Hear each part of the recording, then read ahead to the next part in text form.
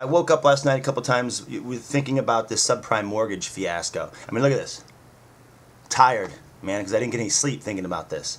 And the whole thing is that it really comes down to, if you look at this like with common sense, you're kind of like, okay, these companies, whatever, you know, the salespeople that were involved or whatever, they did the wrong thing and they kind of screwed over the cool people of America. And now the government's going to go there and kind of bail them out. But if you just look at it common sense, it's like, screw people over, get away with it. Screw people over, get away with it. Now, that's a corporation, company, a whole industry, whatever, that's fine. Now, as an individual, when I do something that's just a little bit selfish, right, the government comes and sticks their hand up my ass and rips my guts out and, you know, gives me a ticket, a fine, $25, $50, whatever it is, right? And you're like, God damn it. And you're just like, you don't want to pay that machine, that government, you know, because you're giving the money to the mean steam-rolling machine of a government that's going to just roll you over. You're just feeding it, you know? It's like handing someone a hammer and they hit you over the head, and then you give them a bigger hammer and they hit you over the head again. You're like, God, I need to give them a bigger hammer. Give a bigger hammer and bam! You know, you're like, God, please help me. That's what it's like. And then you start to think about it. You're like, wait a minute. I don't want to pay this $25 fee or this $50 fee. It's just not fair. Big deal. Now, okay, let's put this into perspective, okay? How many people have gotten a speeding ticket? Raise your hand. Okay, well, that's pretty much everybody. All right, and how many of you paid the speeding ticket? Raise your hand. All right, that's pretty much everybody. Fine. How many of you stopped speeding as a result of that? Raise your hand.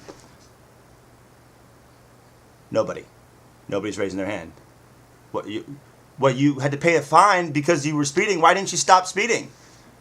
Exactly, me neither. So it's like, the reason why they do it is to say, well, you can't do that anymore. Well, you know what? We're going to do it anyway. So why do I have to pay the fine? And you're thinking about this, all this stuff going on. You realize that the deadline for paying the ticket is now passed. Does the ticket disappear? No. Okay? You still got to pay it. You know, it's not doing any good. You're still going to speed or do whatever you did. The government's not bailing you out. You did something wrong. They're not coming to you and saying, oh, you didn't pay that ticket on time. So we're going to pay it for you. All right? And, you know, what we're gonna do is we're gonna install a new gas pedal in your car so you can speed faster. They're not doing that to the individual. We get screwed over.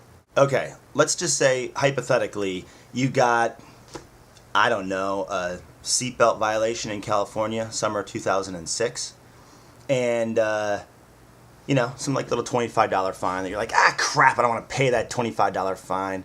And the cop says, well, you know, if you show up to court, they'll probably just cancel it and they'll just take it off. And so then, the person would say to them, wait a minute, if they're just going to take it off, then why are you giving me the stupid ticket? You know, I don't live here. I can't even go to the court. I'm not going to be in town anymore. I'm traveling for work. And then he says, do you live in California? And I'm like, the person's like, wait a minute.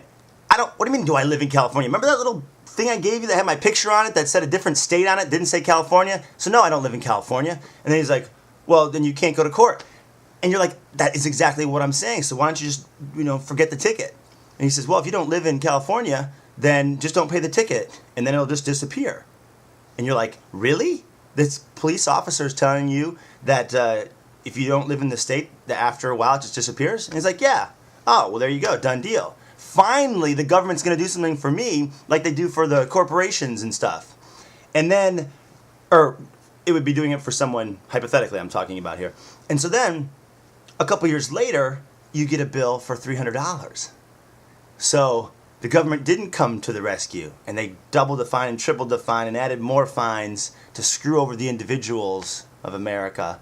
And now, you're left with a $300 ticket that would have been $25. You would have been happy to pay the $25 at the time, but the cop told you not to.